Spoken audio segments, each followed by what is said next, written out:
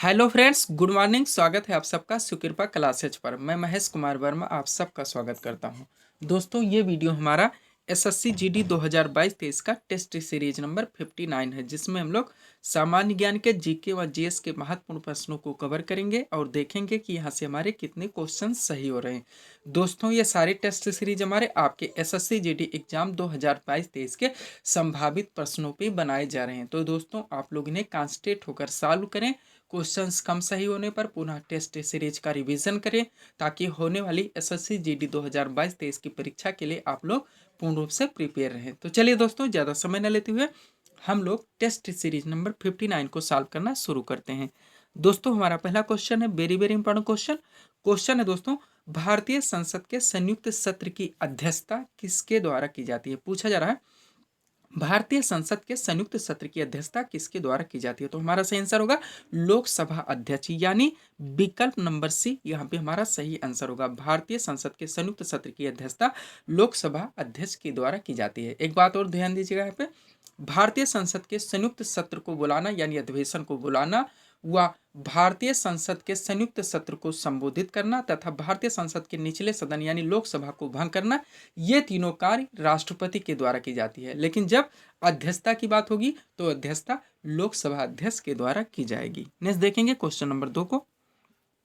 2 number question है हमारा, भारतीय कृषि का विशिष्ट अभिलक्षण है। क्या अभिलक्षण है? आप लोग थोड़ा सा कॉमन सेंस लगाइए तो देखेंगे दोस्तों, भारतीय कृषि का विशिष्ट अभिलक्षण है कम भूमि पर अधिक श्रमिक अर्थव्यवस्था। कम भूमि पर अधिक श्रमिक अर्थव्यवस्था। यही कारण है दोस्तों कि भारत में संरचनात्मक बेरोजगारी यानी कि प्रचंड बेरोजगारी देखने को मिलती है, जिसमें कम से कम क्षेत्र में यानी कम से कम भूमि के क्षेत्र में अधिक से अधिक श्रमिक व्यवस्था लगी होती है, जिनकी सीमांत उत्पादकता ना के बराबर यानी कि शून्य होती है। इसी को दोस्तों संरचनात्मक बेरोजगारी या प्रचंड बेरोजगारी कहा जाता है।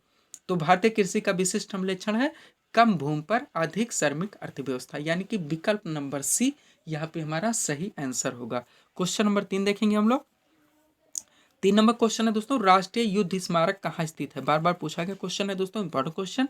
तो राष्ट्रीय युद्ध स्मारक कहाँ पे स्थित है? नई दिल्ली में, यानी कि विकल्प नंबर सी यहाँ पे हमारा सही आंसर होगा। 4 नंबर क्वेश्चन देखेंगे हम लोग, हमारे शरीर में रोगों से प्रतिरक्षा का कार्य करती है। कौन करता है ये हमें बताना है। रोगों से प्रतिरक्षा का कार्य आरबीसी यानी रेड ब्लड सेल्स, डब्ल्यूबीसी यानी व्हाइट ब्लड सेल्स यानी लाल रक्त कणिकाएं, श्वेत रक्त कणिकाएं और प्लेटलेट्स, ये तीनों हमारे विकल्प हैं।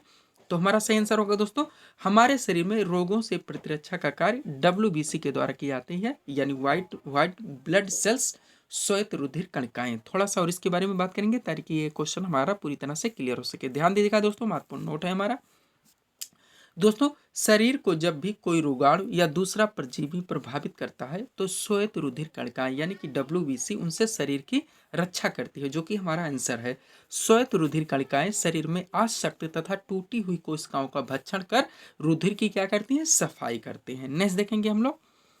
क्वेश्चन नंबर 5 हमारा राजकोषीय नीति का संबंध है। यहाँ से 2-3 क्वेश्चनों के बारे में हम लोग बात करेंगे दोस्तों।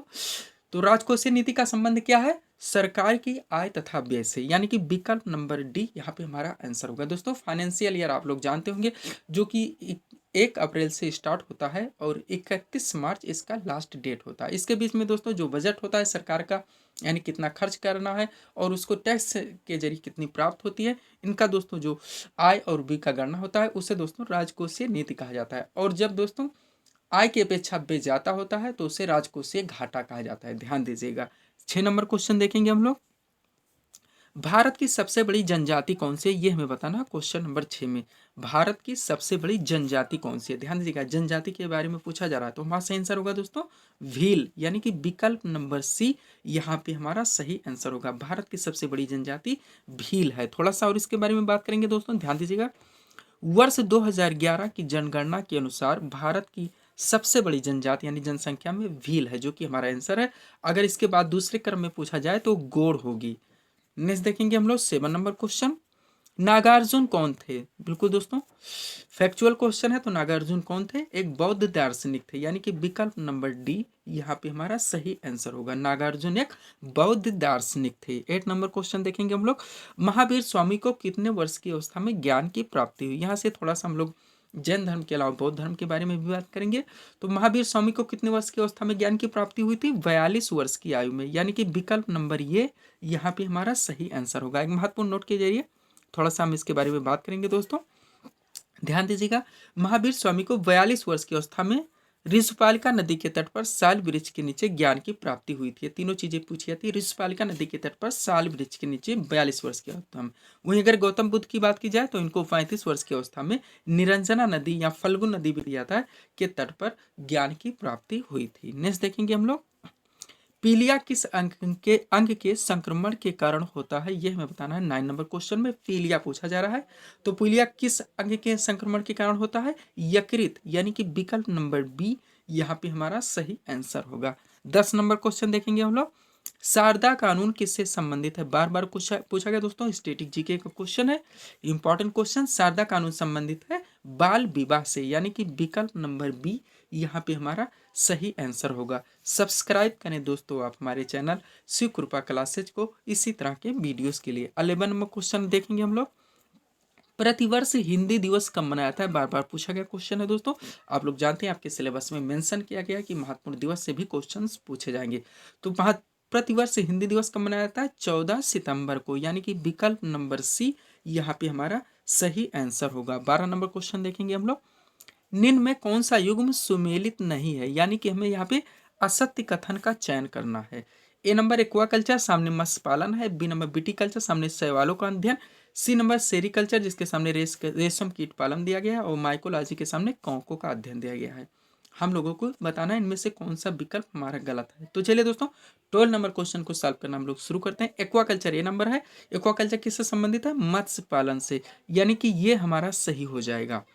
उसके बाद दोस्तों क्या है? विटीकल्चर। विटीकल्चर किससे संबंधित है? तो विटीकल्चर दोस्तों अंगूर उत्पादन से संबंधित है। तो हमारा बी यहाँ पे गलत हो जाएगा। विटीकल्चर अंगूर उत्पादन से संबंधित है, न कि शैवालों के अध्ययन से। शैवालों का क्या होगा दोस्तों? फाइकोलॉजी होगा। फाइकोलॉजी शैवालों का अध्ययन को दोस्तों वैज्ञानिक नाम से कहा जाता है। उसके बाद सेरिकल्चर दिया गया। सेरिकल्चर दोस्तों रेशम कीट पालन है, ये भी बिल्कुल सही हो जाएगा।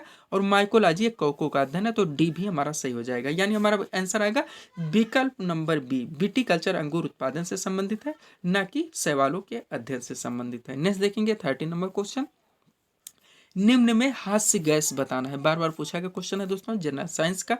तो हास्य गैस इनमें से कौन होगा? Nitrogen pentoxide, nitrous oxide, nitrogen trioxide और नाइट्रिक ऑक्साइड, ये हमारे विकल्प दिए गए हैं। हमारा सही आंसर होगा दोस्तों नाइट्रस ऑक्साइड, यानी कि विकल्प नंबर बी यहाँ पे हमारा सही आंसर होगा, जो कि एक हास्य गैस है।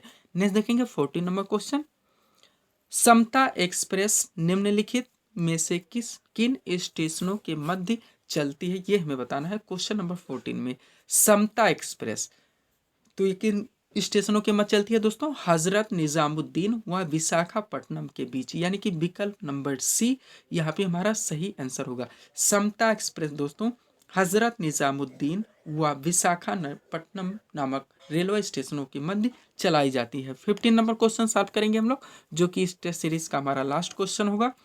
क्वेश्चन है दोस्तों, भारत का पहला महिला संचालित रेलवे स्टेशन बताना जो पूर्ण रूप से महिलाओं के द्वारा संचालित किया जाता है। तो हमारा सही आंसर क्या होगा दोस्तों? भारत का पहला महिला संचालित रेलवे स्टेशन है माटुंगा, जो कि मुंबई में है, यानी कि महाराष्ट्र स्टेट में, यानी कि विकल्प नंबर डी यहाँ पे हमारा सही आंसर होगा। तो ये थे दोस्तों आज के हमारे टेस्ट सीरीज के एमसीक्यूज के प्रश्न, जिसको हम लोगों ने यहाँ पे सॉल्व किए हैं। उम्मीद है दोस्तों आप सभी लोगों ने सॉल्व किए होंगे और देखेंगे कि यहाँ से आपके कितने क्वेश्चन सही हो रहे हैं।